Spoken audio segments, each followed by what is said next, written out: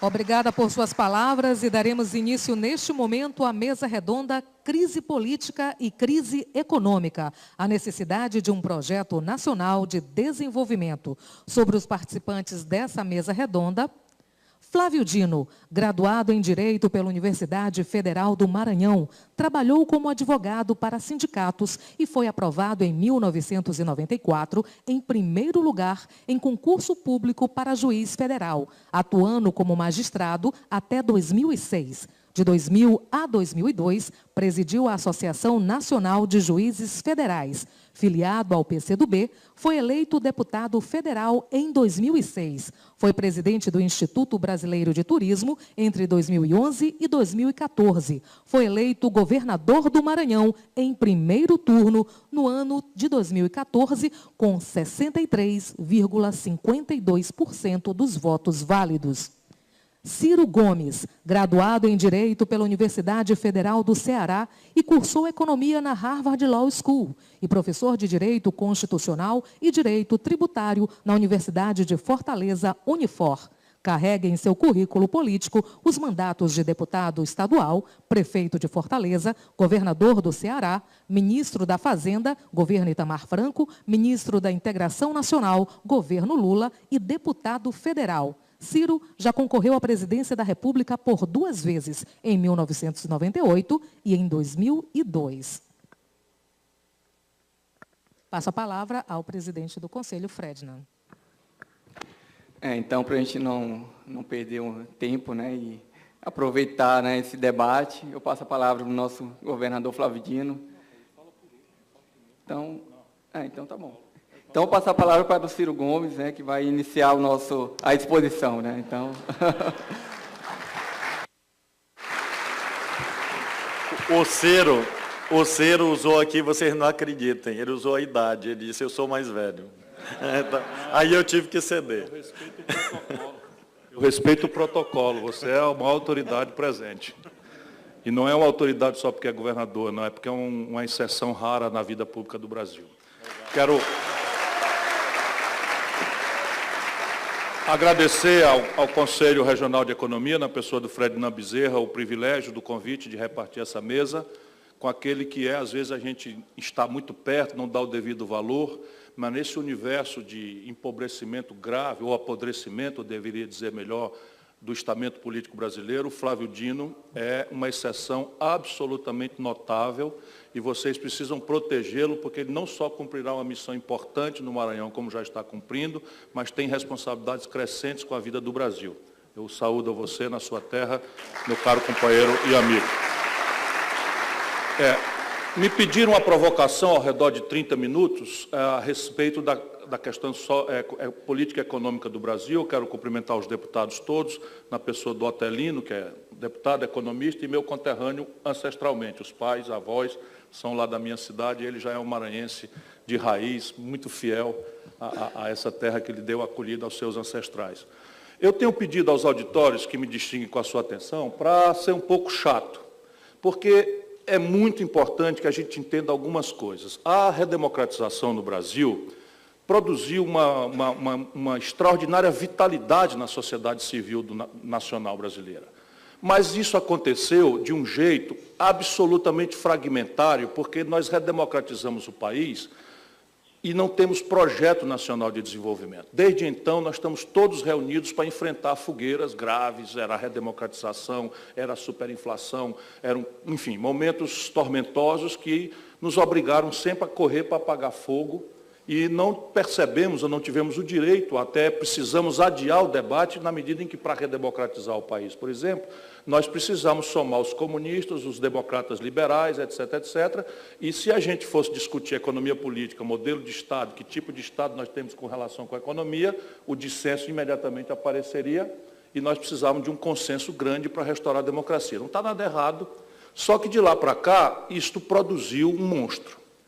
E esse monstro pode ser visualizado de trás para diante no seguinte fato. Hoje, o Brasil tem quase 14 milhões de desempregados e temos quase 10 milhões de pessoas empurradas para o biscate, para a informalidade, correndo do rapa né, sofrendo todo tipo de humilhação nas ruas das cidades do país afora, na antivéspera do empurrão definitivo para a violência que, como um flagelo, assusta a sociedade brasileira ante uma certa impotência do Estado. Ora, a sociedade civil brasileira, como eu lhes disse, ela tem uma vitalidade imensa, mas ela se organizou, à falta de um projeto nacional, de forma fragmentária. Então, nós temos expressões organizadas, interlocução com movimentos atingidos por barragem, movimento feminista, movimento étnico dos negros, o movimento quilombola, o movimento indígena, o movimento das mulheres, o movimento ecológico. É absolutamente extraordinária a vitalidade, mas a soma desses interesses fragmentários não é o interesse nacional. E nós não temos praticamente dedicado nada da nossa energia, da inteligência nacional, a refletir sobre a questão estratégica do país. É a isso que eu tenho procurado me propor de um tempo longo já para cá. Para isso, eu estou pedindo às pessoas que aceitem o meu olhar de que a vida e a complexidade da sociedade brasileira não pode ser reduzida a essa coisa medíocre, mesquinha, de repartir os brasileiros entre coxinhas e mortadelas. O Brasil, na sua complexidade, na sua extraordinária vitalidade, porém na sua extraordinária problemática, não cabe nesse reducionismo que é muito conveniente a um certo conflito paulista que extrapolou de São Paulo para o Brasil e introduziu agora, de uma vez por todas, o ódio e a incapacidade de alteridade, de discutirmos, de conversarmos de diferentes. Os auditórios agora são homogêneos. A gente fala para nós mesmos, eles falam para eles mesmos, e a sociedade brasileira está com o pé atrás, para não dizer com uma ronda de uma depressão coletiva, na medida em que o processo político parece ter fracassado explosivamente. E as convocações não estão sendo atendidas, e é preciso entender isso com muita humildade, muito cuidado, muito zelo, alimentando a ideia de que todas as razões que temos para estarmos revoltados não devem nos abater, mas transformar esse sentimento de revolta num exercício lúcido de luta, não é? E eu quero cumprimentar também o meu companheiro e amigo, o Everton, nosso deputado federal, modelo do PDT, líder do PDT aqui no Maranhão, e muito provavelmente, a depender dos fados e do povo maranhense, futuro senador da República. Bom, o que aconteceu com o Brasil? Em 1980, eu imagino, para argumentar, o velho modelo nacional desenvolvimentista exauriu-se. Eu estou só querendo ver aqui o tempo para não abusar de vocês.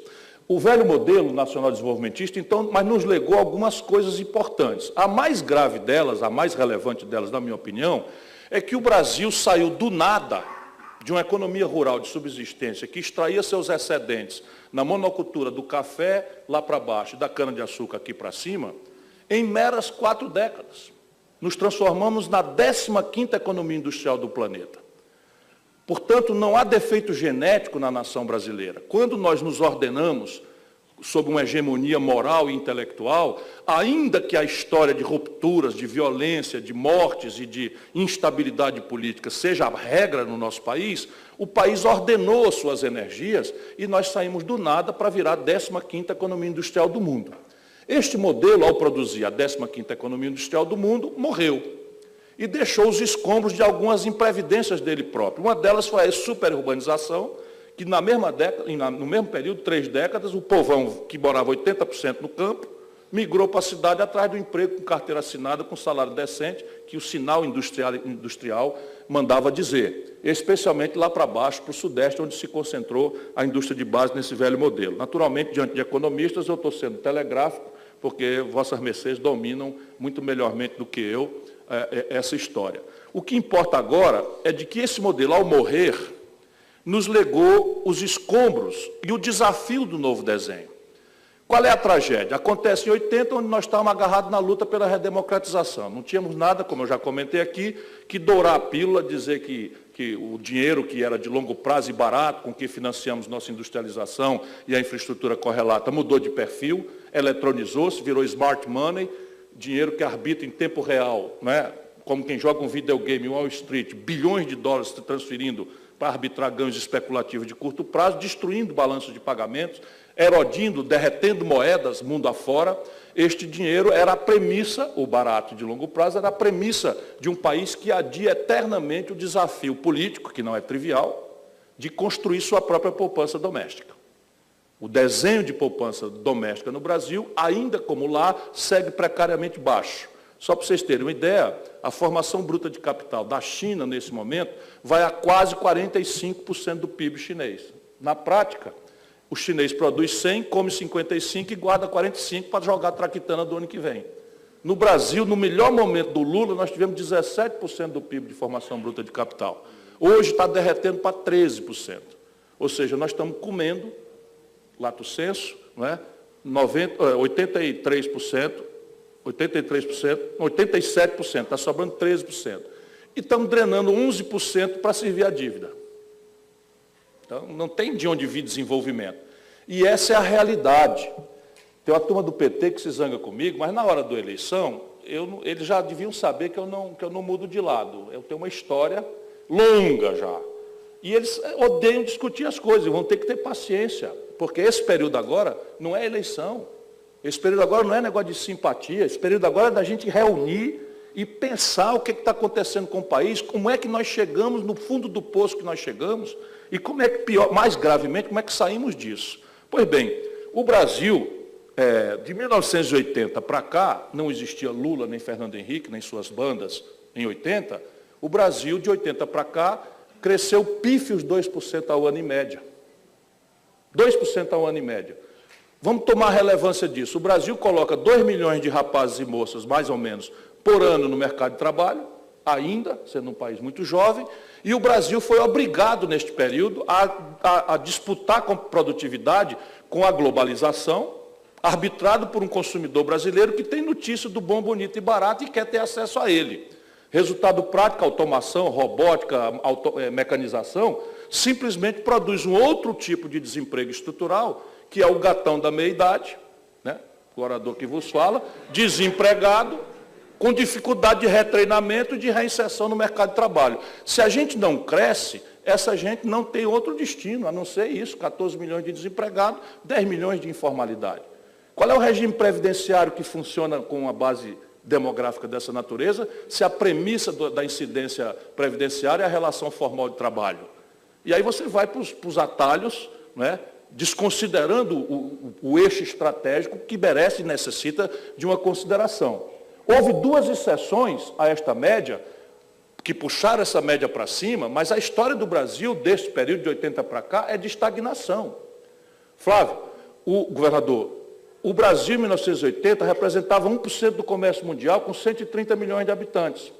A China, tenho repetido no mesmo cenário mundial, a China, na mesma data, representava 1% do comércio mundial, com 800 milhões de habitantes. Ou seja, ontem, que é ontem, tirando as senhoras e senhoritas que não eram nascidas ainda, nós todos já éramos rapazinhos, em 1980. Nós éramos mais ricos do que a China, relativamente mais desenvolvidos do que a China. Hoje a China representa 12,5% do comércio mundial e o Brasil representa o mesmo, uns 1%. E ainda tem alguém dizendo que isso está direito? Isso está errado, estruturalmente está errado, é o modelo que está errado, né? E agravou-se muito vamos dizer, a persistência no erro pela mitologia neoliberal, que avassaladoramente, nos anos 90, destruiu até o debate. Ficou quase proibido a gente de refletir sobre a experiência empírica da humanidade, que nunca viu desenvolvimento acontecer pelo espontaneísmo individualista das forças de mercado. Embora nós outros trabalhistas demos valor ao mercado. A minha posição nunca foi de hostilidade ao mercado, eu sempre considerei uma coisa relevante para a história da humanidade, a iniciativa privada, só que a iniciativa privada deixada solta nunca foi responsável por experimento de desenvolvimento de nenhuma nação do planeta. Quando você fala nenhuma, você está arriscado o camarada levantar a mão ali e dizer, e lugar tal? Não tem esse lugar. Ou alguém imagina que a América do Norte seria o que é sem a compra governamental, a pretexto militar, de defesa, a pretexto de saúde, a pretexto de corrida aeroespacial, ou o New Deal não foi o que tirou a América do Norte da depressão, ou agora como é que o Barack Obama retira, ou pelo menos começa a retirar a América da gravíssimo colapso do sistema financeiro na crise de 2008. é com neokeynesianismo, é com o Estado fazendo até o que não devia fazer, né, que é indenizando picaretas que assaltaram a sociedade na especulação financeira, e o lucro era deles e o prejuízo foi espetado na conta do contribuinte global, na medida em que eles detêm o padrão de troca internacional, que é o dólar. Faz o seguinte, para não ficar olhando, tu me avisa, tá certo? Porque senão me apaixonando pelo auditório, aí já vou. Então, repare, o Brasil não cresce e há dois momentos excepcionais que vale a pena a gente refletir sobre eles, para, entendendo a eles, não repetir a ilusão de que é por aí que nós vamos resolver o problema do Brasil. É o momento ponto zero do Fernando Henrique, na sucessão do Itamar, que consegue êxito eleitoral, êxito político, aprovação generosa da sociedade, e é o momento um pouco mais longevo do Lula / Dilma. Ambos se interrompem pelo mesmo filme, porque ambos se assentaram em ciclos insustentáveis de consumo, puxados por condições once and for all, ou seja, que acontecem naquele momento e não se repete, e nós não estamos aqui condenando nem criticando o justo direito da população a aspirar ao consumo. A questão é que nós precisamos, do marco de economia política do país, construir uma rampa de acesso da população à qualidade de vida, ao consumo, que seja sustentável para sempre.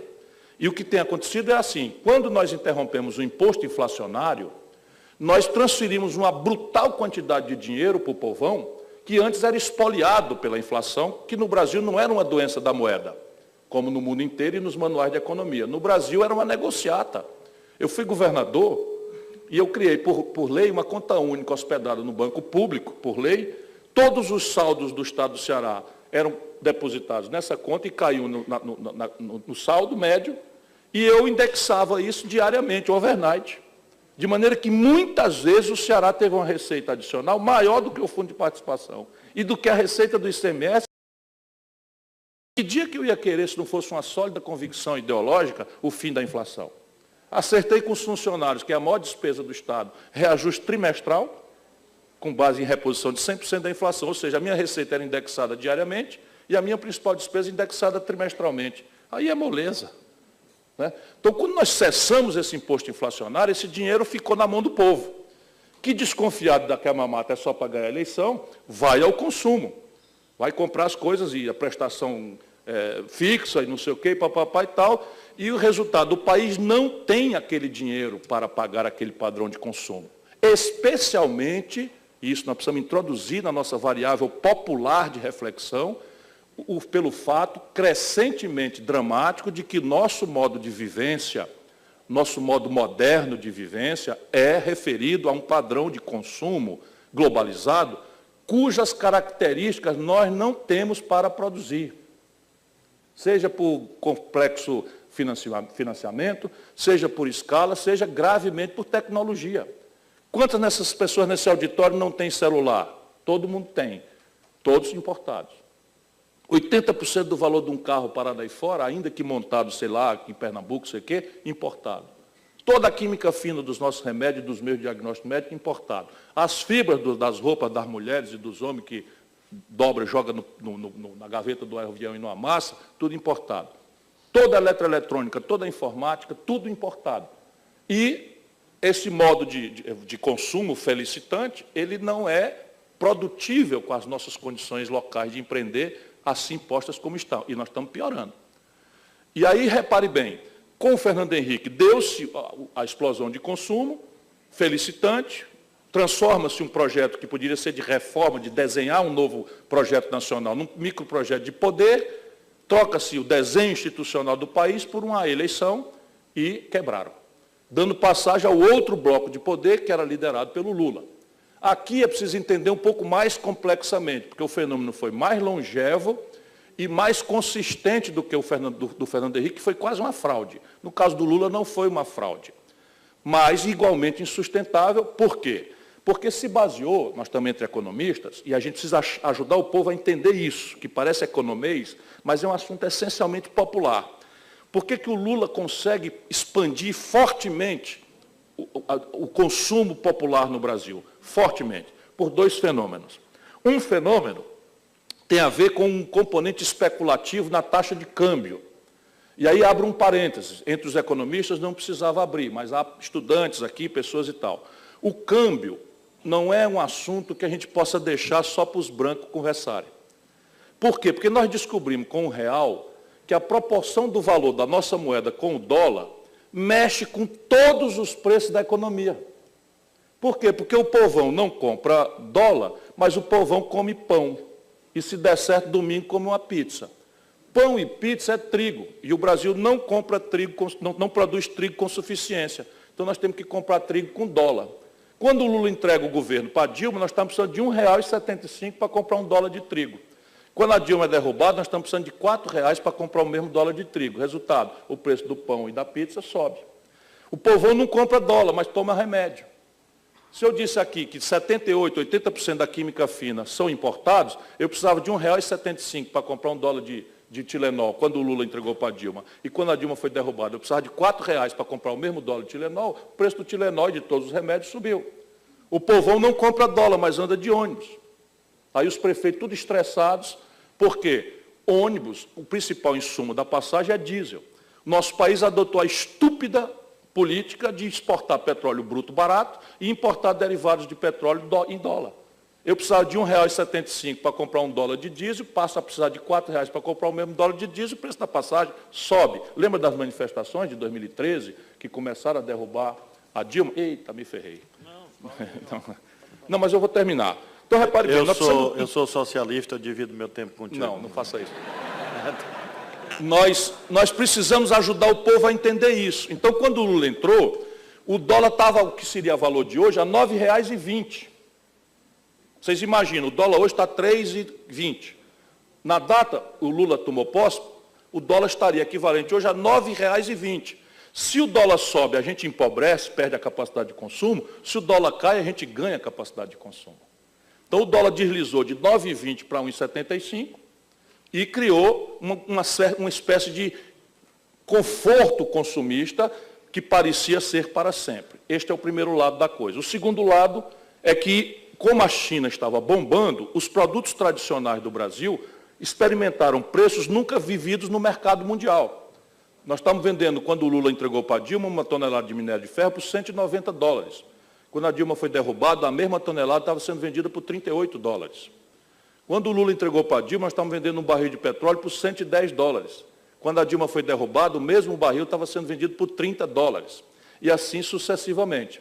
Então, repare bem, salvo esses dois ciclos de consumo, ambos insustentáveis por essas condições intransplantáveis, o Brasil está atolado na falta de um projeto e proibido de crescer por 3 razões. A primeira, séculos ou décadas, séculos é um exagero, décadas de juros exorbitantemente, criminosamente altos, inclusive atualmente sem nenhuma explicação técnica, colapsaram o passivo das empresas.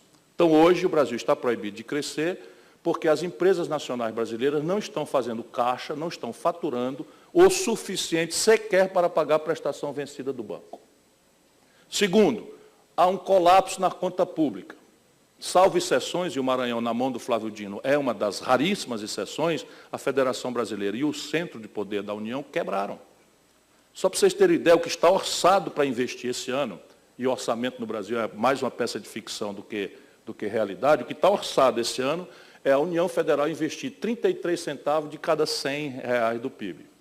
33 centavos de real por cada R$100 do PIB é a taxa de investimento que vai sobrar da União esse ano, se ela cumprir o orçamento que não vai cumprir. Já com um déficit cavalar, que não ficará em 159 bilhões, vai para 180 bilhões, muito provavelmente. Porque se esperar colher melancia de pé de maçã, é esperar que o PMDB e sua quadrilha vá fazer um governo de austeridade no país. Penso eu, comovidamente. Não é?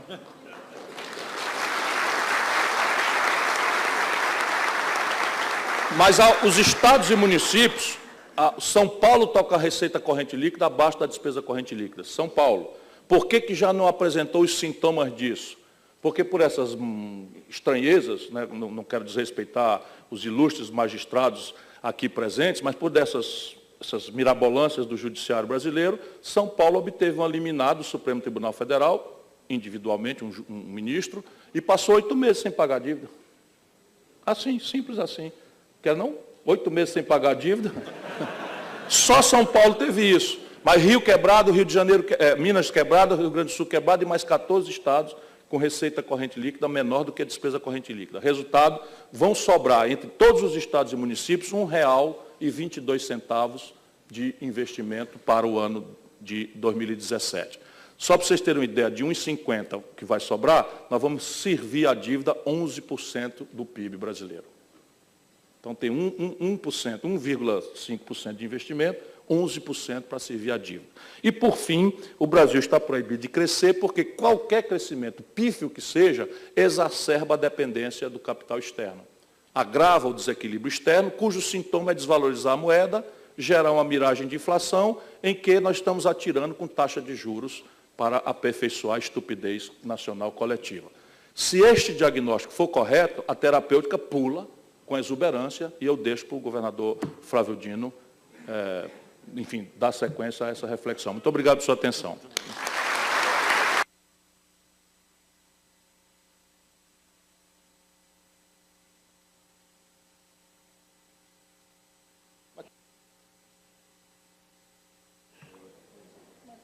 Bom, eu quero agradecer a todos vocês aqui a presença, agradecer muito ao Conselho de Economia o convite honroso para estar aqui ao lado desse grande estadista brasileiro, que é o Ciro Gomes, pessoa com quem eu convivo há alguns anos e compartilho das suas crenças, das suas lutas, e é um amigo muito querido, sempre solidário comigo, conosco aqui no Estado. Então, Ciro, seja muito bem-vindo ao nosso Estado. As tuas reflexões são sempre muito agudas, de altíssima qualidade.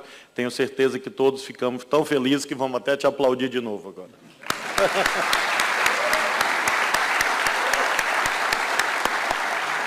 E queria muito brevemente tentar continuar aqui a narrativa do Ciro. Ele fez um diagnóstico muito preciso, uma diagnose, e eu vou fazer um pouco uma prognose, um prognóstico, uma visão um pouco prospectiva, vou pular um pouco essa parte de diagnóstico. É claro que há uma série de questões que eu apenas abro aqui para o debate posterior, com certeza no Conselho de Economia, que é identificar o momento que aquilo que tudo dava certo, aquilo em que tudo dava certo, de repente deu errado. É identificar esse momento mágico às avessas. É um enorme desafio, porque aparentemente caminhávamos muito bem. Quando nós pegamos o ano de 2013, antes das das autodenominadas jornadas de junho, nós estávamos celebrando, por exemplo, a queda da taxa de juros ao menor patamar das últimas 3 décadas. Nós estávamos celebrando a queda da tarifa de energia.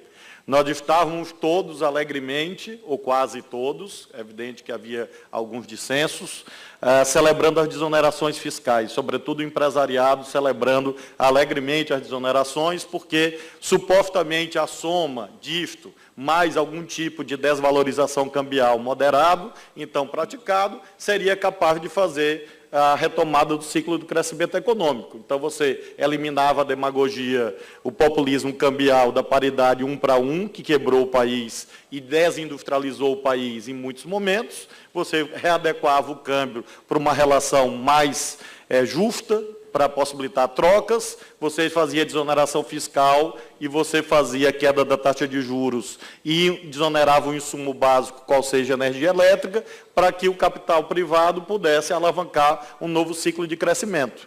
Tudo perfeito, só que deu errado. Esse é o paradoxo brasileiro. Essa arquitetura aparentemente perfeita, é um silogismo perfeito de premissas, não conduziu à conclusão que se esperava. É evidente que há explicações econômicas a isto e há explicações políticas. A minha aventura apenas uma que é tão cara e especial para a esquerda brasileira. Nós todos, e aí eu incluo os comunistas, os socialistas, os trabalhistas, etc., todos nós, por uma série de heranças que vão da Terceira Internacional ao varguismo, ao getulismo, nos acostumamos ao longo do tempo a cindir a burguesia brasileira, a segmentá-la, e que haveria um segmento dito nacional, outro dito entreguista. Um que era mais afeito ao desenvolvimento do país e outro mais comprometido com o imperialismo. Ou outro mais industrialista e outro segmento mais rentista. Nós nos acostumamos a raciocinar a partir dessa dicotomia. Talvez a crise que nós vivemos agora sirva para definitivamente nos livrar dessa armadilha teórica, porque ficou evidente que os industrialistas não eram tão menos rentistas do que os rentistas propriamente ditos. Talvez esse segmento dito progressista da classe dominante brasileira, progressista no sentido econômico, no sentido do investimento, de acreditar no país, de gerar emprego, não fosse tão comprometido com essas teses quanto nós imaginávamos que fosse. Talvez essa contradição não seja tão relevante como nós nos acostumamos a imaginar. Ou dito de outra maneira, provavelmente, e esse é um terreno no qual os economistas aqui presentes podem organizar o debate com mais precisão, grande parte daquilo que se imaginava que seria investido em produção virou especulação. Grande parte do capital que foi liberado por todas essas medidas não virou geração de emprego, não virou investimento, não virou incremento de produtividade, que era essencial para garantir a competitividade do país. Muito provavelmente tenha sido isto. Para gerar a tempestade perfeita, nós entramos exatamente na crise política que gerou esse tipo de polarização que impede o debate brasileiro. E aí se gerou realmente o caos, porque nós tínhamos dificuldades, um quadro muito complexo internacionalmente e nacionalmente, e eliminamos todas as condições das instituições funcionarem. Uma das maiores balelas que eu já ouvi nos últimos anos, e vez por outra aparece nas redes sociais, é esta. 2 pontos, abre aspas. As instituições estão funcionando. Se isso, as instituições funcionarem, meu Deus do céu, seria melhor sair correndo, fujam para as montanhas. As instituições não estão funcionando adequadamente no Brasil, nenhuma delas. A começar do fato que nós temos um exotismo, nós temos um presidencialismo sem presidente. Isso é um experimento institucional único na história do planeta. Nunca ninguém tentou, só o Brasil. E nós estamos aí às voltas com isto, porque o presidente de hoje não era o de ontem e talvez não seja o de amanhã. Então, nós temos que tipo de arquitetura no Poder Executivo? Sobre o Legislativo, acho que, claro que eu falo do Legislativo Nacional, o nosso funciona muito bem, os deputados estão aqui, ainda bem que eu lembrei a tempo, né? Muitos deputados queridos aqui, companheiros, mas o Everton e o Rubem Júnior não vão me levar a mal, é claro que eu não falo deles, mas falo da maioria que tem tido uma visão puramente individualista acerca dos seus interesses imediatos, uma espécie de ultraliberalismo prático, que não é ultraliberalismo apenas ideológico. Mateus primeiro os teus, dá cá as minhas vantagens e vamos ver o que rola. Então, é assim que funciona. E sobre o judiciário, minha gente, território de onde vim, conheço um pouquinho, depois de 12 anos e 4 meses de atuação como juiz, posso dizer a vocês que nunca vi tantas contradições, antinomias, incoerências e seletividade de critérios na aplicação da lei no Brasil, gerando um gravíssimo problema de insegurança jurídica, de imprevisibilidade, que é essencial para que haja desenvolvimento. De modo que eu não sei bem o que querem dizer com instituições funcionando, mas certamente não é isto. De modo que eu queria apenas assentar esses 2 raciocínios acerca do diagnóstico muito bem feito pelo querido companheiro Ciro Gomes, agregando esses 2 ingredientes. A importância de nós enfrentarmos o debate acerca dessa tentativa de 2013, voltarmos o olhar especificamente a esse modelo de 12 e 13, e também essa questão da crise política, que foi muito bem sintetizada por ele, acerca dessa questão de coxinhas e mortadelas. Eu tenho apresentado uma fórmula gastronômica. Em vez desse debate, façamos coxinha de mortadela, que eu acho que é uma boa solução, uma boa dialética para a gente conseguir enfrentar essas contradições aparentemente invencíveis e que degradam a vida política no nosso país. Em complemento e em conclusão, eu vou fazer mais 6 observações bem breves acerca dessa ideia do que fazer, dos desafios. O primeiro, qual o primeiro grande desafio? Evitar que o Brasil se transforme um imenso Rio de Janeiro. Com todo respeito aos cariocas, é claro que eu não falo das belezas e maravilhas do Rio de Janeiro, um estado amado por todos os brasileiros. É claro que eu não falo de nada disso, mas falo das condições institucionais, políticas e econômicas e fiscais, sobretudo, do Rio de Janeiro. E falo disto para afastar o diabo, porque o primeiro passo de afastá-lo é falar que ele existe. Ou seja, nós não podemos negar, dizer desconjuro a ele sem a gente reconhecer que ele existe. Ou seja, que este risco é efetivo. E apenas a demagogia e a irresponsabilidade fará com que algum governante esqueça isso. Nós temos, sim, um risco de um efeito dominó na gestão pública do Brasil. Está aí. A sequência de estados atrasando as suas obrigações fundamentais só aumenta. O Maranhão fora disso, graças a Deus, e quero garantir a vocês que nós, pelo menos no horizonte imediato, continuaremos fora desse rol, mas assistimos isso com grande preocupação, porque o efeito Orloff, eu sou você amanhã. Então, nós temos já, além do Rio, Minas, Rio Grande do Sul, Rio Grande do Norte, agora o Distrito Federal, atrasando obrigações básicas, como a sua folha de pessoal. Porque rombo fiscal da União pode virar emissão de títulos, pode virar um monte de coisa. Nos estados vira o quê? Vira atraso de salário ou de fornecedor. Não vira nada, não vira emissão de moeda, porque eu não posso. Se tinha árvore de dar dinheiro lá no Maranhão, levaram. Eu acho até que tinha, mas acho que levaram mesmo, não achei. E não temos condições de emitir título ou nada desse tipo, nem crédito a gente tem para custeio. A gente tem crédito para investimento. Às vezes, quando Deus dá bom tempo, mas crédito para custeio virou dogma de fé. Ninguém mais trata nisso. Mesmo pereça o mundo, mas nenhum Estado tem crédito para custeio. E, em tese, uma medida correta. Em tese, uma medida correta. Mas, às vezes, aquilo que em tese é correto não é o melhor. Então, o primeiro desafio, eu acho que é evitar o efeito Rio, e há, claro, uma série de caminhos para isso. O segundo, é evitar uma espécie de desencanto geral. Isso é muito perigoso para a vida política do Brasil. E em muitos momentos, Ciro, eu sei que tu tem viajado muito o Brasil, eu tenho, claro, as minhas obrigações aqui, e me dedico a elas exaustivamente, de manhã, de tarde, de noite, mas as poucas vezes que eu tenho debatido aqui no Estado e fora do Estado, claro que aqui no Estado cotidianamente, fora do Estado, às vezes, encontro em algumas ocasiões essa ideia de que não tem jeito, que o Brasil acabou, que nós somos vocacionados, de fato, para uma espécie de lei do eterno recomeço. Nós sempre voltamos para a crise insolúvel e negando, inclusive, os avanços. Então, a segunda questão é como transformar desencanto em energia cívica.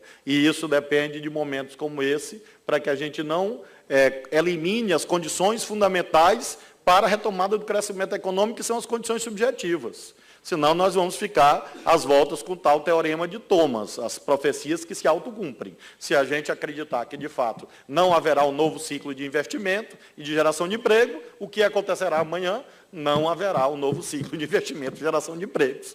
Claro que dizendo isso de modo bem simplificador e mecânico, mas é um risco que nós corremos. O terceiro aspecto que eu gostaria de destacar, e o Ciro mencionou também, é que nós precisamos abrir o debate com setores mais amplos da sociedade. Não adianta nós pregarmos para convertidos ou movimentar os já mobilizados. É importante nós retomarmos aquilo que se convencionou chamar do centro, que muita gente, quando fala centro da sociedade, pensa logo partido A, B ou C. Na minha visão, não é nada disso. Quando falo de centro na sociedade, são os segmentos não organizados do povo, que não participam de conselhos, de sindicatos, de entidades, não participam da vida política, da vida partidária, mas que é Sua Excelência o cidadão, a cidadã, e que perdeu totalmente a inserção nesse debate acerca dos rumos do Brasil. Então, nós temos essa grande tarefa, nós que participamos desse mundo dos incluídos, pela vertente da cidadania, pela vertente do consumo, das ideias, pelo capital cultural, pelo capital social, enfim, qualquer que seja a vereda pela qual nós participemos desse ciclo de inclusão social, temos esse dever de ter alteridade, de ter generosidade, de ter solidariedade, de ter o nome que você queira dar, de acordo com a sua crença, com a sua ideologia. Os franceses chamaram isso de fraternidade, que é aquela tríade mágica que mobilizou o povo por séculos, da igualdade, da liberdade, igualdade, fraternidade. Fraternidade, solidariedade, respeito ao outro, compromisso com o próximo, aquilo que os cristãos chamam de amar os outros como a si mesmo. e não interessa a sua visão de mundo, mas é esse valor que é fundante de uma nova energia cívica, de uma nova mobilização social. A quarta tarefa diz respeito à temática da corrupção. Nós não podemos passar ao largo desse debate, porque a sociedade não quer passar ao largo desse debate. E nós precisamos encontrar a forma correta de abordá-la. Porque, em primeiro lugar, é preciso encontrar um ponto fundamental para entender que a corrupção não é dos políticos. E isso está sendo feito, inclusive, por decisões judiciais, situando o mercado como uma espécie de vítimas e defesas da sanha monstruosa dos políticos. Não é assim. Não foi assim. Não tem sido assim. E se nós não debatermos, nós vamos repetir a mesma ideia, que é uma ideia, um dos mitos brasileiros, é que a política é contaminada, patrimonialista e o mercado é eficiente, bom, saudável e probo. As coisas não são assim. E reino dos céus, apenas o bíblico, antes de Adão e Eva, a serpente, cometerem o pecado original. Não existe mercado que não seja, que tangencie também pela ilegalidade, pelas más práticas empresariais e tensione, inclusive, a política para que também, num certo bloco de apropriação de recursos, explique esse fenômeno que, lamentavelmente, adquiriu escalas gigantescas nos últimos anos, nas últimas décadas, quiçá nos últimos séculos no nosso país. A quinta tarefa diz respeito às garantias democráticas, e aqui me refiro aos processos judiciais, mas não só, porque a justiça não pode ser um instrumento de luta partidária. Eu posso falar com uma certa autoridade, porque eu teria hoje 23 anos de magistratura. Se estivesse na magistratura hoje, eu teria 23 anos de magistratura. Mas, como me movia a pulsação da política, pendurei a toga no armário, guardei, me filiei a um partido político e tive a coragem de me candidatar. Porque não é justo você usar a vitaliciedade para fazer luta política partidária. E isso, infelizmente...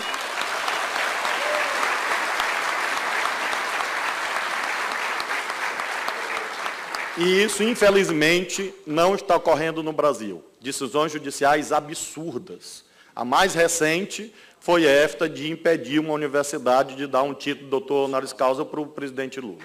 É uma decisão absurda. É tão absurda que eu apostei com um amigo meu e perdi.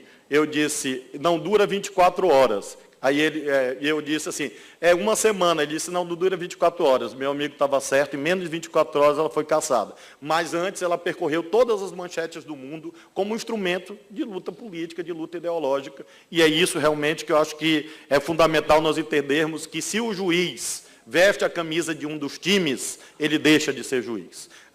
O caráter supra-partes, a imparcialidade, é fundamental para que haja judicialidade. Porque senão os juízes seriam eleitos, filiados em partidos, como poderia ser, mas nossa opção foi outra. Eu me filio à nossa opção teórica, Ciro, eu acho que é correta, uma opção meio weberiana, da busca de uma certa racionalidade formal, um corpo burocrático fiel a uns certos parâmetros racionais, impessoais e abstratos, e menos envolvido quanto possível nas paixões cotidianas, para dizer o certo e o errado nos momentos conflituosos. Nós precisamos debater essa questão e, como bem disse o Ciro, essas questões não podem deixar apenas para uma minoria de sábios. Essas questões, assim como o câmbio, as questões atinentes às garantias democráticas no judiciário, no direito, da legalidade, não é um assunto que pertence apenas a nós juristas.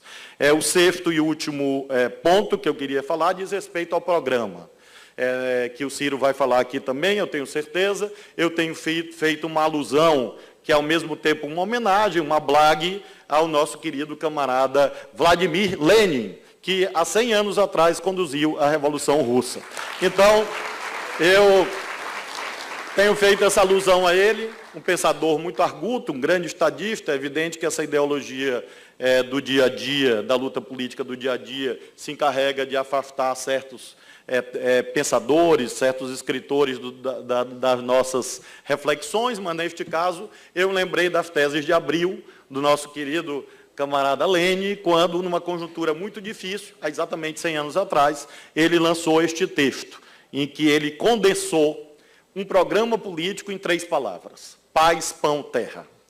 E foi em torno deste dístico, desse slogan, Paz, Pão, Terra, que ele conseguiu mobilizar o povo. Porque se fosse em torno dos ditames do marxismo revolucionário e do socialismo científico, até hoje ele estava lá, já bem velhinho, tentando convencer o povo de que ele tinha uma proposta a apresentar. Ele fez um programa, Paz, Pão, Terra, e depois ele transformou isso naquilo que nós chamamos de NEP, Nova Política Econômica, e aí eu faço a nossa NEP, que essa é a brincadeira, a blague que eu faço, que acho que o caminho programático para o Brasil seria uma espécie de nova NEP, com 3, portanto, premissas fundamentais. Primeiro, o N de nação. O Ciro fez referência a isso, acerca da importância do debate sobre um projeto nacional de desenvolvimento, porque meteram na nossa cabeça que isso tinha morrido. Que tinha morrido o negócio de esquerda e direita, que tinha morrido o negócio de Papai Noel e que tinha morrido o Projeto Nacional de Desenvolvimento. Ideologia pura, vulgata, neoliberal, que destruiu grande parte do pensamento político do Brasil durante algumas décadas. Nós precisamos pautar essa questão do Projeto Nacional de Desenvolvimento para debater questões como, como a questão do uso das riquezas nacionais, como as empresas brasileiras participam do projeto de desenvolvimento, e o Ciro disse com muita precisão, invocando as premissas trabalhistas, que o mercado é fundamental. O Partido Comunista da China, no seu último congresso, abre uma das suas resoluções refletindo sobre a importância do mercado.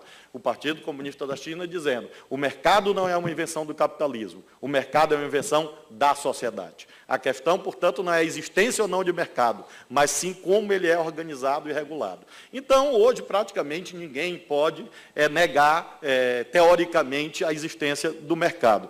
E nisso atuam as empresas. As empresas que têm sido, inclusive, criminalizadas de modo irresponsável, com consequências gravíssimas para a economia brasileira, dizimando empregos e dizimando projetos de gerações de empreendedores brasileiros, que têm que ser protegidos. O Ciro fez alusão aos Estados Unidos, ao Barack Obama.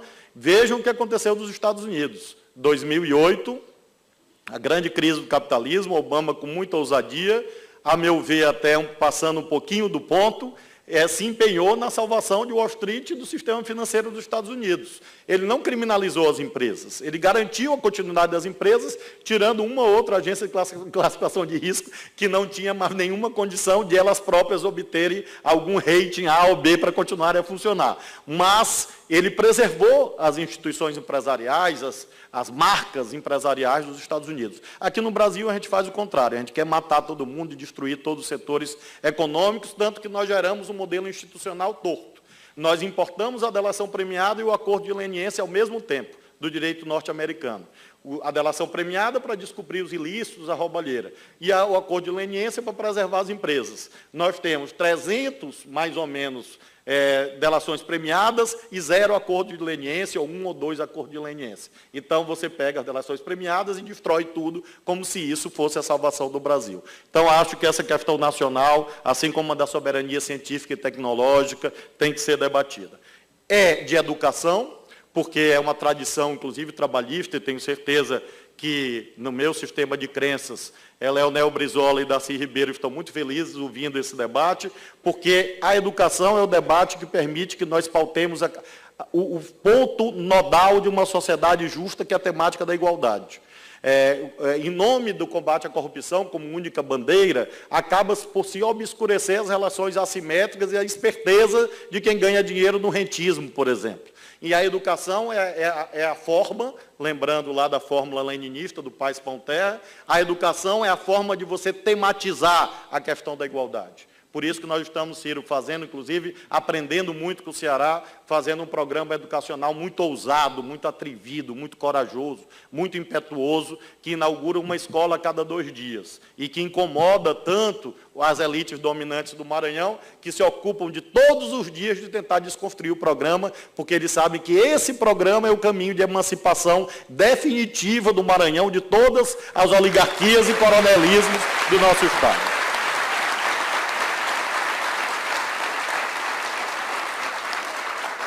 E, finalmente, P de produção. Acho, Ciro, que você, como esse grande líder político brasileiro, que eu, obviamente, admiro, tenho aquela invejinha boa, porque o Ciro alcançou um patamar que todos nós almejamos. na política, evidentemente, que é o patamar de jamais ser irrelevante, que é o principal problema de quem faz política. O Ciro, há aqueles que gostam muito e aqueles que não gostam, mas todo mundo presta atenção no que ele diz. Então, isso é uma coisa muito positiva, muito relevante. E um dia eu chego lá, né? Um dia eu chego lá, eu tenho aqui uns aninhos a menos para um dia chegar lá. Mas, Ciro, com a tua importância, com a tua circulação, com a teu lugar de fala no Brasil, essa temática da produção é desdobrada na questão do trabalho, que tu falaste bem, do empreendedorismo. Empreendedorismo, a gente sempre pensa assim, coach, treinamento, uma coisa meio engravatada. Não é só isso, o empreendedorismo é a senhora que está no bairro vendendo comida, que está ali na esquina vendendo doce, que está vendendo lanche, que está com salão de beleza, que montou lá uma oficina do bairro, etc. E milhões de brasileiros sobrevivem disto, e não há uma política pública permanente para sustentar uma rede de estímulo a essa vasta cadeia de empreendedores, que não são esses que comparecem às sessões de treinamento de coach, mas que são os empreendedores reais do povo brasileiro e que estão em qualquer bairro maranhense, qualquer bairro ludovicense, em qualquer favela do Rio de Janeiro e que merecem um olhar especial. E a questão, obviamente, da industrialização, porque não é nenhum fetiche stalinista, tenha certeza disso, mas nós não podemos abandonar a questão industrial. Ainda que nós tenhamos uma força admirável na questão das commodities, que vão fazer com que a economia do Maranhão, por exemplo, cresça esse ano a taxas muito maiores do que as taxas brasileiras, nós, obviamente, nos orgulhamos disso, mas não podemos abandonar a questão industrial. É claro que não é nenhum fetiche dos anos 50 do século XX. Quando eu falo da questão industrial, me refiro em termos amplos, abrangendo, claro, os setores de alta tecnologia, os setores de ponta, os setores estratégicos, em que o Brasil está atrasado algumas décadas. De modo que são 6 tarefas fundamentais que eu gostaria, Ciro, de colocar nas tuas mãos como uma contribuição modesta de alguém que ama o Brasil, de um maranhense que se dedica a essa tarefa e que admira a tua força, a tua liderança e que acompanha com muito respeito, com muita admiração o teu trabalho. Muito obrigado. Eu vou tirar uma foto.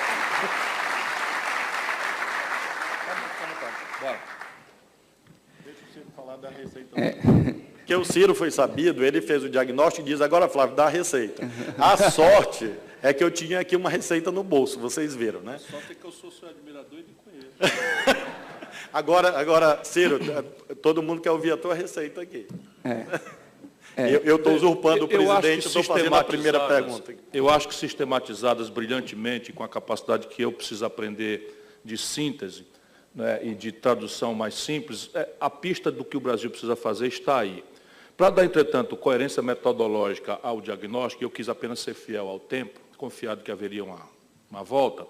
Se esse diagnóstico for correto, e ele pode não ser correto, e eu estou absolutamente aberto ao debate, tenho frequentado, ainda ontem tive com empreendedores financeiros lá de São Paulo, uma discussão azeda, mas disse, vamos combinar uma coisa, todo mundo deixa suas convicções ali fora, eu deixo as minhas também, e a gente faz uma discussão aqui, e depois quem quiser vai lá, pega a convicção e volta para casa com ela. Mas vamos abrir a cabeça. E acabou sendo útil.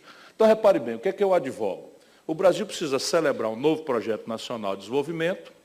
Cada palavra dessa quer dizer um conjunto de valores e de conflitos políticos importantes, mas é preciso estabelecer com clareza. Então, projeto significa objetivos, prazos, quem faz o quê, quanto custa, supervisão, avaliação, controle. Financiamento, prazo. Prazo eu já falei. Então, o que é que nós precisamos fazer aqui no Brasil? E eu acho que tem coisas assim. Então, tem uma agenda do século XIX. O Brasil não pode mais adiar a fundação entre nós de uma burocracia profissional para empoderar o Estado brasileiro manualizadamente, com um orçamento discriminado de recursos humanos, que manualize os procedimentos, que estabeleça virtude pelo bom trato que se faça ao conjunto da sociedade, nos diversos pontos de interação. Enfim, então, a tarefa para todo lado. Porém, para a gente ter clareza e procurar imitar a brilhante síntese do governador, Eu acho que esse projeto tem que anunciar um objetivo nacional, deve ser, para que estabeleçamos uma hegemonia moral e intelectual, deve ser superar a miséria e superar a desigualdade. Então, o objetivo nacional permanente do Brasil deve ser enfrentar a miséria e superar a desigualdade. Isso já divide o Brasil com uma metodologia mais razoável, porque não duvidem, tem muita gente que acha que essa questão da desigualdade é uma fatalidade e outros há que pouco estão ligando. Mas nós somos maioria. Os valores dominantes no Brasil podem ser coesionados ao redor de uma clareza de que o objetivo nacional permanente é enfrentar a miséria e superar a desigualdade. Em que ambiente se supera melhormente a desigualdade? Você tem dois ambientes. A economia estagnada, você tem que fazer uma sanguinolenta luta política para tomar daqui e levar para acolá. Esses são os momentos de maior tensão, de maior ruptura, em que você tenta distribuir renda com a renda estagnada. É muitas vezes mais difícil. Portanto, eu advogo que nós precisamos decidir crescer.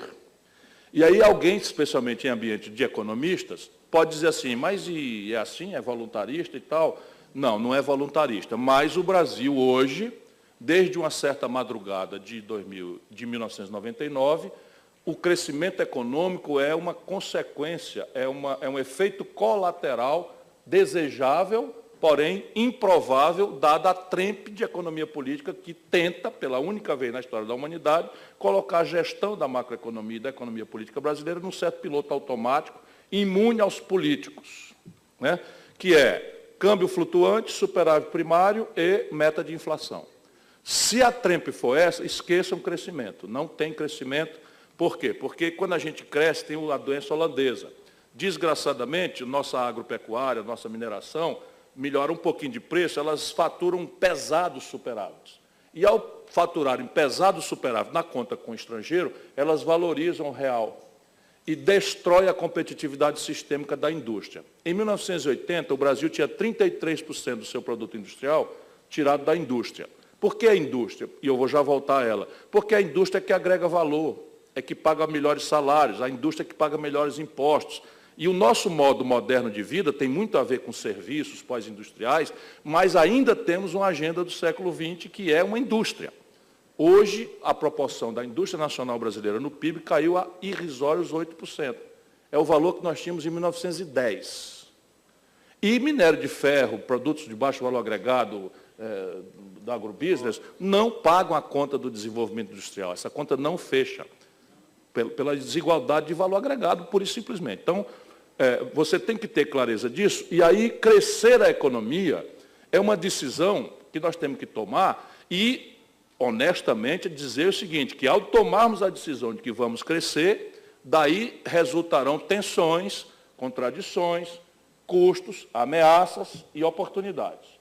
E há que se ajuizá-las todas e tal, e eu estou muito convencido de que as pistas estão dadas. Qual é o caminho desse crescimento? Estruturalmente, lá no fundo, nós precisamos entrar numa dinâmica que replique as premissas do êxito civilizatório global. Isso é meu esforço acadêmico fora do Brasil, foi tentar, por detrás da Babel de instituições, de línguas, de histórias do mundo, se haveria um padrão, um standard, que explicasse o sucesso, o êxito civilizatório na história da humanidade e na geografia contemporânea do planeta, e, se não houvesse, né, cada um estaria muito solitariamente. E eu, comovidamente, me convenci, ao longo desse esforço acadêmico, de que a premissa do êxito civilizatório é a ocorrência simultânea de 3 elementos. Cada língua, cada cultura, cada institucionalidade é própria, mas o padrão é o seguinte: formação bruta de capital doméstico elevada, ou seja, o que sustenta desenvolvimento é o capital que se faz em casa. Segundo, convergência estratégica entre um governo empoderado, o Estado empoderado, empreendedores convergentes com o consenso ou com a hegemonia desenvolvimentista e um pensamento acadêmico convergente para produzir as respostas técnico-científicas para esse desafio. Essa é a premissa, e nós, ao contrário do mito neoliberal, o nível de formação bruta de capital de um país não é consequência fatalista do acaso. É consequência de arranjos institucionais que a política faz ou deixa de fazer. Só ela faz, bem feito ou mal feito, e tem a ver, no caso brasileiro, com um sistema tributário mais progressivo, com um sistema previdenciário de capitalização público, sob controle dos trabalhadores, ainda que já administrado por carreiras de Estado, etc., etc., são desenhos, mas isto é a tarefa de fundo. A virada é por uma retomada do processo industrial. E aí, se aqueles 3 elementos impeditivos da virada do Brasil são verdade, nós precisamos fazer alguma coisa que consolide o passivo empresarial privado. Por exemplo, acordo de leniência já na primeira semana do próximo governo, para ensinar o povo brasileiro que quem faz pecado ou quem faz crime é gente. A empresa não faz crime nem pecado. Ninguém pode destruir, como você acabou de mencionar, uma base tecnológica, uma base técnica, uma base de equipamentos, uma estrutura, e começar a gerar passivo externo líquido em setores onde nós temos protagonismo global. Agora o seu Pedro Parente contratou, por carta convite, 17 empresas estrangeiras de engenharia pesada, a pretexto canalha de moralismo, que as empresas brasileiras estão enroladas todas em escândalo e tal. Eu, que sou um chato e conheço o mundo, razoavelmente, fui pesquisar. Ora, as 17, para azar do seu Pedro Parente, todas as 17 enroladas em algum tipo de escândalo, ou mais de um nos seus respectivos países. Então, ele espanca as empresas, tudo toco, tudo propina, esse bando de vagabundo. Eu lembro aqui, esquenta a cabeça, tudo toco. A pretexto moralista, que é o pior tipo de coisa que existe num país. Então, consolidar o passivo das empresas, eu estou propondo a gente tirar 50 bilhões de dólares, se for tanto, não precisa talvez tanto, das reservas cambiais que estão exorbitantemente altas desnecessariamente, há um custo pesado para a sociedade brasileira, não cabe aqui explicar isso agora, mas tirar 50 bilhões de dólares e criar um fundo soberano, ou hospedar no banco do BRICS, que eu estou indo visitar agora, e criar um fundo de crédito contra garantias reais e planos de investimento e retenção e geração de emprego na linha da reindustrialização do país. Então, seria a primeira grande questão, que o trade-off aqui é o seguinte: eu vou trocar dívida interna estrangulada no juro e na exiguidade do prazo por dívida externa com prazos e custos negativos, ou pelo menos mínimos, por conta do momento, da janela de ouro que o Maizio está desprezando, em que a humanidade faz 8 anos que pratica juros negativos e nós aqui com o juro mais exorbitante do planeta, sem nenhuma explicação, a não ser transferir renda de quem produz e trabalha para os 10 mil barões do rentismo brasileiro. Segundo, entrar numa dinâmica de consertar a poupança pública. E aí você tem 1 milhão de exemplos. O Maranhão, como é que se explica que o Maranhão está sólido e São Paulo em líquido? Como é que se explica que o Ceará tem a situação fiscal absolutamente sadia e Minas Gerais esteja ilíquida? Percebe? E aí é preciso valorizar isso.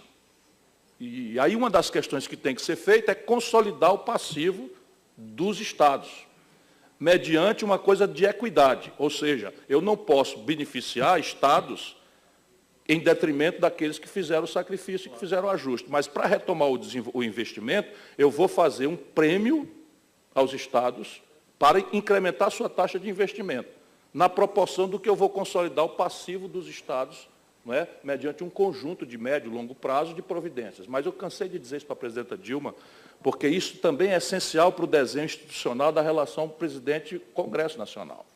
Bom, mas consertar as finanças, nós vamos ter que pôr em perspectiva algumas coisas inadiáveis.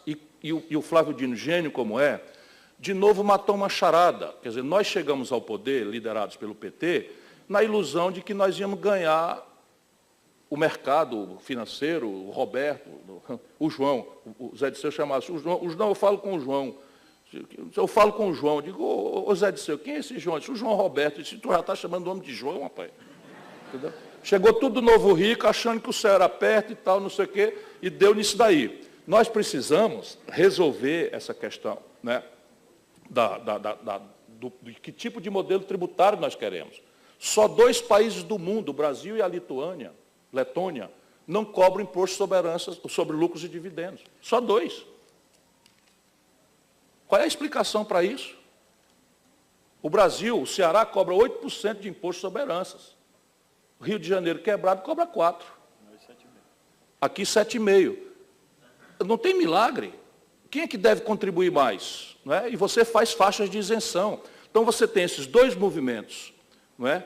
E eu advogo que você crie uma CPMF com alíquota de 0,38 para partilhar 0,20 para a União e 0,18 com estados e municípios, vinculados à tendência declinante das suas dívidas, que é para poder ir liberando os recursos próprios dos estados para os seus investimentos e a União Nacional assumir que ela é a grande responsável por esse colapso financeiro por causa da taxa de juros. Enfim, um conjunto de providências concretas, práticas, para resolver a questão da elevação da poupança pública e da taxa de investimento.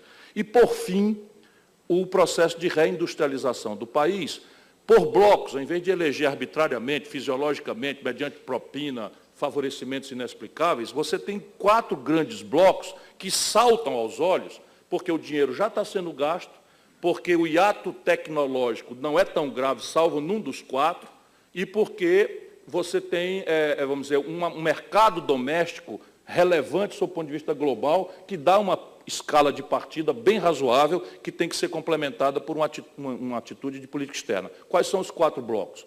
Petróleo e gás. Fica flagrante, bom, o Maranhão sabe bem que esse debate está aqui, mas o Brasil não sabe.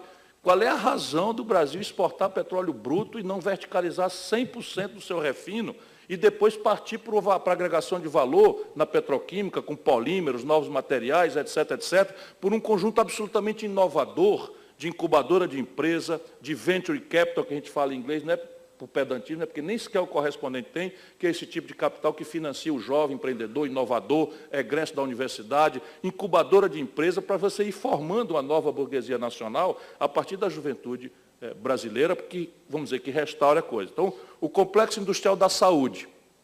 Sabe quanto a União Federal vai gastar? E não se tem o dado somando o resto, privado, estados e municípios. Deve ser o triplo. Mas a União Federal, que o dado é transparente, vai pagar 17 bilhões de dólares no complexo industrial da saúde, gerando emprego na Europa, na China, e renda lá. Ou seja, o dinheiro já está sendo gasto. Tecnologicamente, 70%, 80% disso está com patente vencida. Que você cria um Instituto de Engenharia Reversa em Codó, em Imperatriz, abre os pacotes tecnológicos sem violar nenhuma lei de propriedade intelectual, cria os perfis e entra na dinâmica de incubadora de empresa, porque o financiamento está dado pela compra governamental, que será muito mais eficiente na medida em que eu não vou trazer um fármaco, uma prótese da Alemanha para vender aqui, para aplicar em Codó, no Maranhão, vou fabricar perto. Enfim, com arranjos produtivos locais, que eles chamam clusters, etc., etc., que são vivências que eu pratiquei muito no Ceará. O terceiro complexo industrial é do agronegócio. Qual é a explicação para 40% dos custos de produção da agricultura e pecuária mais agressivamente competitiva do mundo serem importados? Tirante pequeníssimas fábricas de fertilizante da Petrobras, nós não temos nem fertilizante, nem agrotóxico, nem implementos agrícolas, nenhuma fábrica brasileira. Qual é a explicação para isso? Nós já estamos gastando dinheiro. Por que o governo federal não pode, reunindo com os estados, chamar os grandes agricultores do Brasil, e não precisa ser público, estatal, não, pode ser privado. Faz um arranjo produtivo, você acumula ali crédito, renúncia fiscal, vantagens locacionais, o BNDES, enfim, eu sei fazer, né? A gente sabe fazer isso. E, por fim, o complexo industrial da defesa. Aqui é mais sensível um pouco, mas também é inadiável, porque se você quer ter um projeto nacional, você tem que ter capacidade dissuasória internacionalmente. Não temos vontade de brigar com ninguém. Mas ainda anteontem eu ouvi com meus próprios ouvidos e meus olhos na televisão, o atual presidente dos Estados Unidos dizer que cogita entre suas opções para tratar o problema da Venezuela de uma opção militar. Espera aí, que história é essa? Percebe? Século XXI, bota na cabeça e tal. A gente não quer brigar com ninguém, mas a gente tem que ter capacidade dissuasória, sem o que não existe projeto nacional. Então, o complexo industrial de defesa do Brasil é patético. Nós estamos gastando bilhões de dólares, fazemos as comunicações militares por satélites estrangeiros. A mira dos nossos navios e aviões é feita pelo GPS americano. A gente ri para não chorar. Não é? E isso aqui nós já estamos gastando a grana. Para bem dizer, nós abafamos um escândalo no finzinho do governo Dilma, do primeiro, porque houve uma concorrência e a China ganhou a concorrência para fornecer os uniformes do Exército Brasileiro. O rudimento tecnológico da farda, do uniforme, nós, por escala e financiamento, perdemos a competição. Então, evidentemente, e aí já é uma montanha de dinheiro que já estamos gastando e não é optativo não gastar. É preciso fazer né, verticalizar. E aqui você tem que discutir, que é uma política externa, e com isso eu termino, de um alinhamento que não nos obriga a brigar com ninguém, nem sair da nossa amizade pan-americana, etc., nada. Mas o BRICS, que foi um começo que nós fizemos, e uma das razões do golpe é derrubar, tirar o Brasil disso, no BRICS estão as 3 grandes questões que o Brasil precisa, internacionalmente, para desarmar as interdições que hoje nos impediriam de processar um projeto dessa natureza. Primeiro, um regime de preferências comerciais, são 3 bilhões de consumidores nessa área, e você tem condição, se deixar, a China quer fazer do Brasil um quintal para produzir coisa básica para eles. Mas é tão essencial o Brasil para a China que há um ambiente para se discutir, né, um regime de preferências comerciais nos complexos industriais que nós vamos avançar. Transferências tecnológicas sensíveis, aí nesse bloco, na Índia, na China e na Rússia especialmente, todas as tecnologias sensíveis de propulsão nuclear, de satélite, de microeletrônica que o Brasil precisa estão disponíveis, podem ser trocadas numa relação madura. E, por fim, um financiamento rebelde a Bretton Woods, a Fundo Monetário Internacional, que é o banco do BRICS, que eu também vou visitar agora nessa visita que eles me convidaram para fazer. Enfim, com este desenho, o Brasil reverte expectativas e nós começamos a produzir aquilo que nós produzimos, né? Na década de 50, o Brasil se achou e tudo dava certo. Não foi só o processo extraordinário de industrialização, mas o Brasil, ao se reconhecer capaz de superar essas interdições, gerou a Bossa Nova, foi bicampeão internacional, né, de futebol, em 58 e 62. O Brasil gerou o cinema novo, enfim, e tudo está aí. Por que nós agora, com muito mais potencialidade, não seremos capazes de fazer um novo surto de desenvolvimento para o Brasil? Depende da gente, é o que eu penso.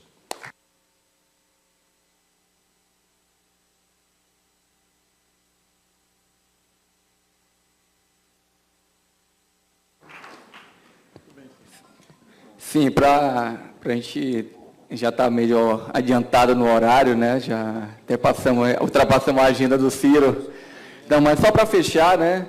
A gente fez um chamado de perguntas, né, para os economistas e conselheiros, e a gente tem aqui um apanhado de várias questões, né? Mas como a gente não vai ter tempo de abordar tudo que a gente queria aqui nesse momento, eu vou fazer um resumo, né, de duas questões centrais que eu entendo que é muito importante a gente ouvir aqui a opinião do Ciro e do Flávio sobre essas duas questões, né? Que é a questão da reforma tributária, né, que a gente entende que é fundamental e é algo que não dá mais para esperar. O Ciro até tocou nessa questão, mas eu acho que a gente pode tentar dar algumas diretrizes aqui. E a questão que é latente hoje, que é a questão da reforma política, né? Que também eu acho que, para a gente pensar um novo projeto de desenvolvimento, não tem como a gente pensar isso sem pensar em uma reforma política e uma reforma tributária. Então, são essas duas questões, né, para a gente finalizar aqui o debate.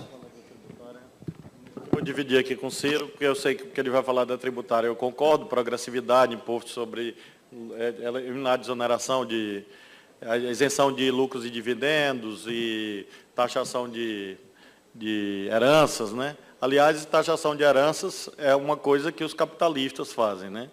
Muita gente pensa nos Estados Unidos, Inglaterra, né? Não é? Aqui a gente tem alíquota máxima de 8%, né, no Brasil. E você tem que introduzir progressividade no sistema, essa é a receita fundamental, mas eu vou deixar para o Ciro falar rapidamente da reforma política.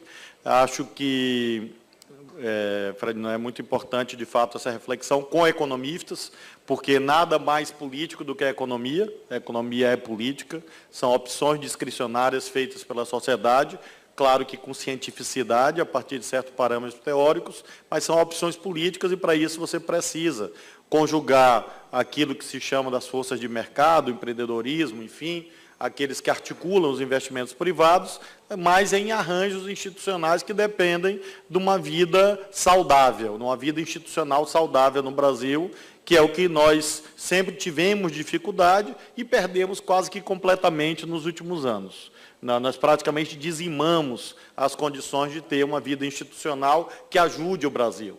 Quando nós olhamos hoje o conjunto das instituições, como eu mencionei, nós temos decisões que acabam atrapalhando aquilo que as pessoas imaginam que seja o razoável, seja o certo, seja o justo. A reforma política depende, naturalmente, num conjunto bem amplo de fatores, não só de questões legais, porque não existe sistema eleitoral perfeito. Qualquer sistema eleitoral, por exemplo, financiamento de campanha, que é a questão mais aguda, quem paga o preço da democracia. Qualquer sistema eleitoral no mundo pode ser burlado, fraudado, pode se prestar a deturpações. É a experiência internacional que mostra. Você pode ter financiamento empresarial puro, sem limites, você pode ter financiamento público exclusivo, você pode combinar financiamento público, financiamento dos cidadãos. Não é propriamente esse conjunto normativo que vai definir a qualidade das campanhas eleitorais. Agora, no caso brasileiro, a partir dessas experiências internacionais, imagino que essa é a questão mais aguda, realmente. Nós experimentamos já alguns modelos na nossa história. Há quem pense que nós sempre tivemos financiamento empresarial. Não, houve um tempo que o financiamento empresarial era proibido no Brasil. Aí, quando se constatou que não deu certo, se liberou o financiamento empresarial. Aí, depois se viu que não dava certo, se criou o financiamento empresarial com tetos. O problema é que os tetos eram muito largos, que era 2% do faturamento da pessoa jurídica, 10% da renda da pessoa física. A resposta institucional ao fracasso do financiamento empresarial foi proibir o financiamento empresarial por uma decisão do Supremo Tribunal Federal, e nós temos aqui o pior dos mundos, que é o sistema que nós temos hoje. Se não houver nenhuma decisão do Congresso, aqui está o deputado Rubem Júnior, que tem liderado esse debate, assim como o deputado Everton, cada um nas suas respectivas bancadas, sabem que essa é a questão mais grave quando se fala de reforma política. Por quê? Com os sistemas de controle que existem hoje, lei da ficha limpa, etc., de duas uma. Ou vai todo mundo para a cadeia, hipótese número 1, e me incluam fora desta, quero dizer para vocês, ou nós teremos um sistema eleitoral em que só ficarão picaretas. Só ficarão aquelas pessoas que não têm medo de ir para a cadeia. Porque é isso que está se gerando. Porque um patriota autêntico, aquele que se dedica às questões do Brasil, sem regras claras de financiamento de campanha, ele olha a hipótese número 1 de ir para a cadeia, ele diz, eu vou me retirar disto. Ao se retirar, quem ficará fazendo a política, a não ser que alguém imagine uma espécie de utopia ou contra-utopia, dependendo da ideologia de cada um, uma sociedade sem instituições, sem Estado e sem políticos. Tirando essa hipótese teórica, inexistente em todas as sociedades, ficarão apenas os picaretas, porque dirão, muito bem, eu posso ser preso e é da vida. Ficarão aqueles que são financiados pelo tráfico e pelas organizações criminosas, que estão financiando eleições no Brasil, e não é de hoje. Instituições, organizações criminosas de pequeno porte, que nós conhecemos aqui no Maranhão, nós conhecemos, todos nós, e o nosso governo está tendo a coragem de enfrentar, e muita gente não vê, que é enfrentar a bandidagem do casamento entre campanhas e agiotagem. Nós somos o único governo da história do Maranhão que enfrenta essa questão e que fala dela com coragem, como nós temos coragem de falar, até organizações criminosas de grande tipo, de grande porte, que estão virando multinacionais cartelizadas do crime, como o PCC, Comando Vermelho e outros.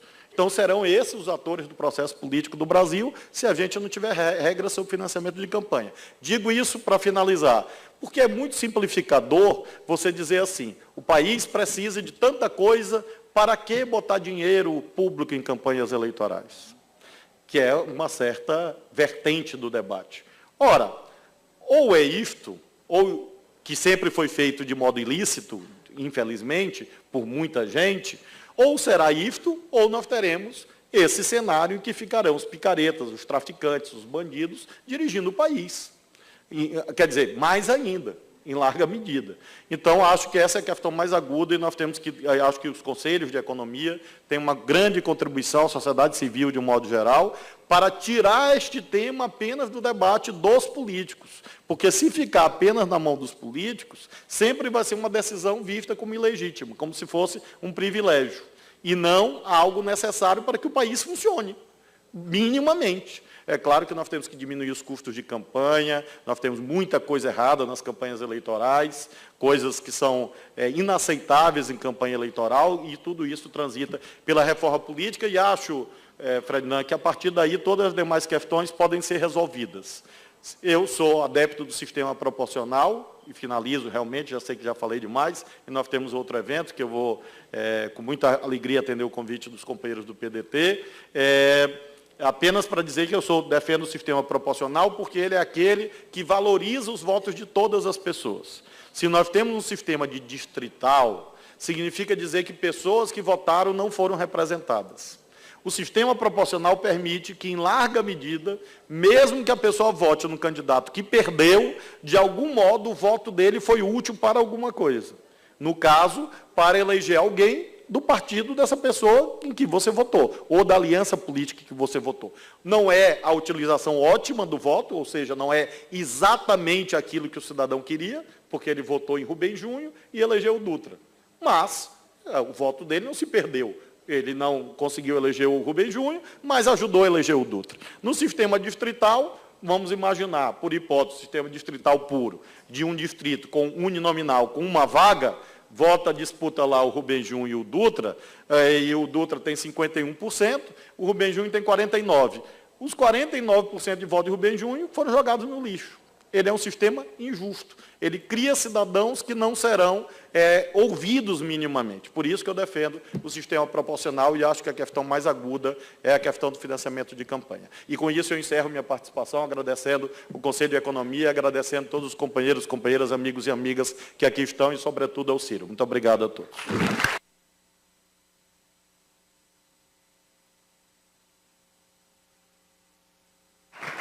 Eu deixei a reforma tributária para tu falar. Eu faço minhas as palavras do governador Flávio Dino na questão da reforma política.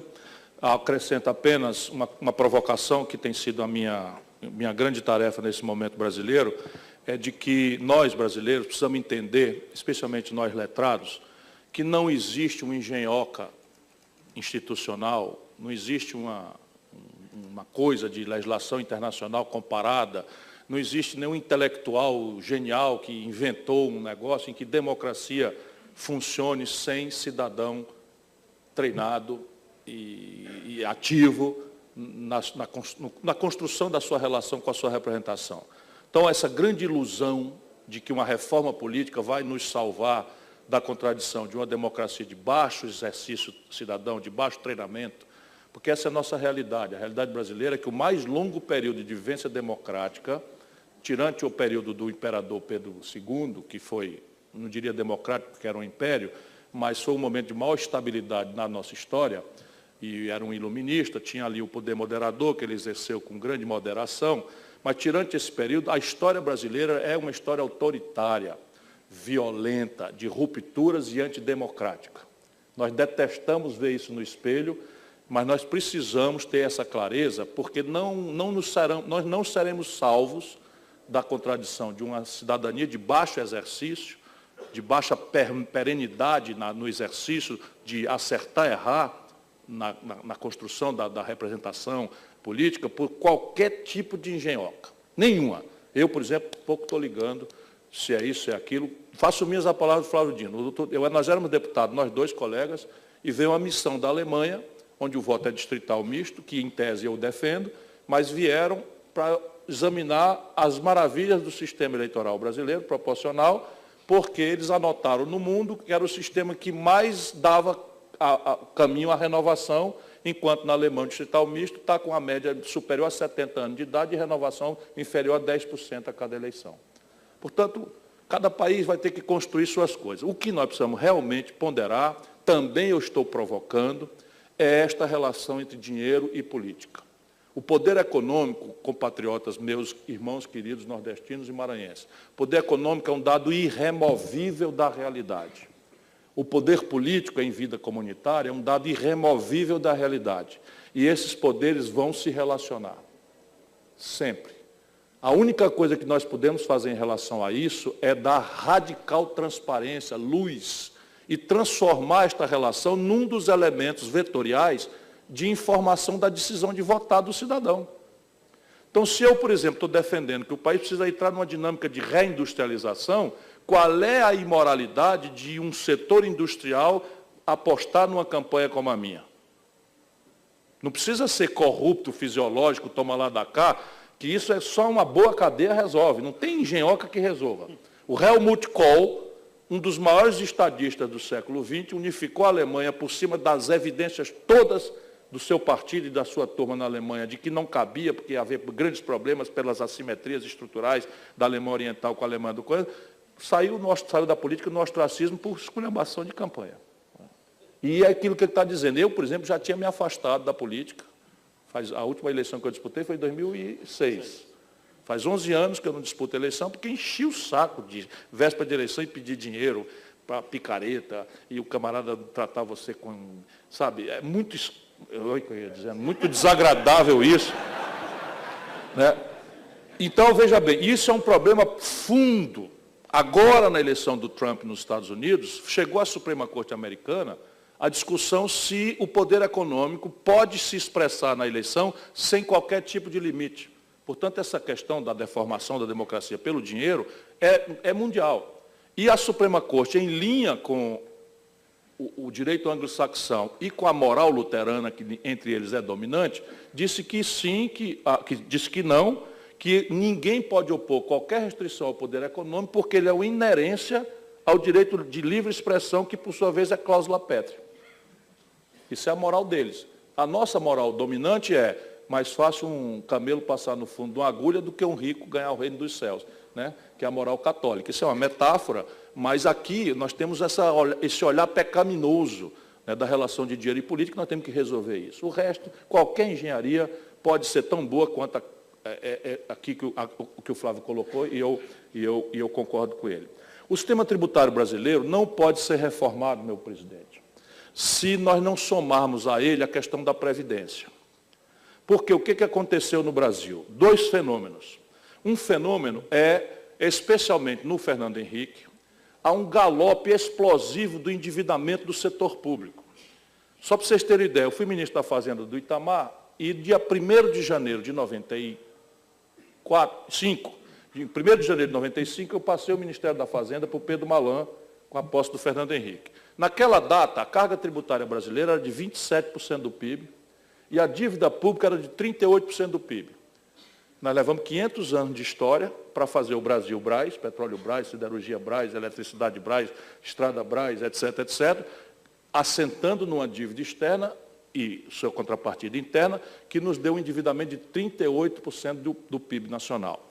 8 anos da brincadeira, do consumo felicitante, popularesco, etc., etc., olha os números. A dívida pública saltou de 38% para 78% do PIB em 8 anos. E a carga tributária, puxada por ela, subiu de 27% para 36,5% do PIB. Então, a razão estratégica é essa. E parte importante deste galope vem pelo fato de que a Previdência Social, aí pela informalidade, aí pelo desemprego aberto, que está sendo a regra no Brasil, e também pela informalidade também do setor empresarial, do setor produtivo, ou novos modos de empreender, não é nem ilegal isso, o que aconteceu? O buraco na Previdência foi crescendo. E esse buraco, ao crescer, nós tangenciamos a discussão e fomos criando penduricalhos, todos incidentes sobre o setor formal da economia. De maneira que hoje nós temos contribuição social sobre o lucro líquido. Por que contribuição? Porque não partilha com os estados e municípios. Fica para financiar a Previdência Federal e o serviço da dívida. PIS, COFINS, e aí as contribuições patronal e de empregados e a contribuição de governo. Pois bem, essa conta aqui paga a Previdência, regime geral da Previdência. Porém, o governo criou uma DRU, que é desvinculação de receita da União, que capa 30% dessas receitas criadas para o financiamento da Previdência e joga no saco sem fundo do colapso fiscal produzido pela dívida, gerando um déficit monstruoso para a Previdência, que sai de 28 bilhões de superávit, se as receitas próprias ficassem ali, para 180 bilhões de déficit. Então, não há solução tributária, primeiro, não há solução fiscal para o Brasil sem uma crítica severa da despesa com o rentismo. Crítica que tem que respeitar contratos, crítica que tem que entender que a dívida corresponde ao ativo da sociedade, etc., etc. Porém, não é possível, nenhum ajuste fiscal é possível com a nossa dívida atingindo o valor nominal de 4 trilhões de reais proximamente, indo para algo ao redor de 82%, 85% do PIB ainda neste governo. Portanto, o próximo presidente da República estará administrando uma potencial iliquidez do crédito público, uma pressão hiperinflacionária monstruosa, e não há nenhum ajuste fiscal possível. Esse monstrengo da PEC 55 vai se revelar impraticável muito mais rápido do que se supõe. Não há ajuste fiscal possível pela despesa corrente. Universidade, serviço público de saúde, segurança pública, etc. Você tem um balão aqui, porque os 4 trilhões têm um custo de carregação ao redor de 20%. Porque a Selic vai aqui, mas eles fazem pró-isso fixado, agora inventaram a tal de operação casada, como é compromissada do Banco Central, estão pagando 24% por um título, que no limite é a dívida pública também. Então, o país está na iminência de uma insolvência, que é o efeito Rio. Aqui só tem uma saída, é aumentar a receita. E aumentar a receita, aqui há de ser por 2 caminhos. O caminho mais fácil, ou menos difícil, para não dizer mais fácil, que é devolver à economia uma trajetória de crescimento e administrar as consequências, riscos e ameaças disso. Percebe? Para isso, você tem que trazer o fluxo, ou seja, a taxa de juros, para um patamar inferior à rentabilidade média dos negócios. E criar mecanismos de contracíclico, de crédito, etc. Isso que eu já falei aqui não vale a pena. Mas o Brasil tem 3 oportunidades no sistema tributário que mexem com minorias ínfimas, embora elas consigam, por essa transmissão de cultura, fazer o povão replicar os seus valores, que é o único país do mundo onde pobre é contra imposto, é o nosso. Né? Porque está tão massificado, televisão e tal, a novela da Globo fala, então a turma acha que imposto é ruim. Nós temos que fazer uma pedagogia para mostrar o seguinte, olha, lucros e dividendos desonera a empresa. Vou apurar se a empresa vai mal ou vai precária, eu não cobro nada. Mas se ela tem êxito, ela contribui, o mundo inteiro faz assim. Depois, heranças, a transmissão de riqueza intergeracional tem uma margem para consertar. E uma transição com uma CPMF de 0,38, fazendo uma faixa de isenção de R$ 1.500 de transação em cheque por mês, você arrecada, nesses 3 passos aqui, algo ao redor do déficit primário nesse momento. 150, 170 bilhões de reais. E vira o jogo. Vira o jogo. Que é o que nós podemos fazer.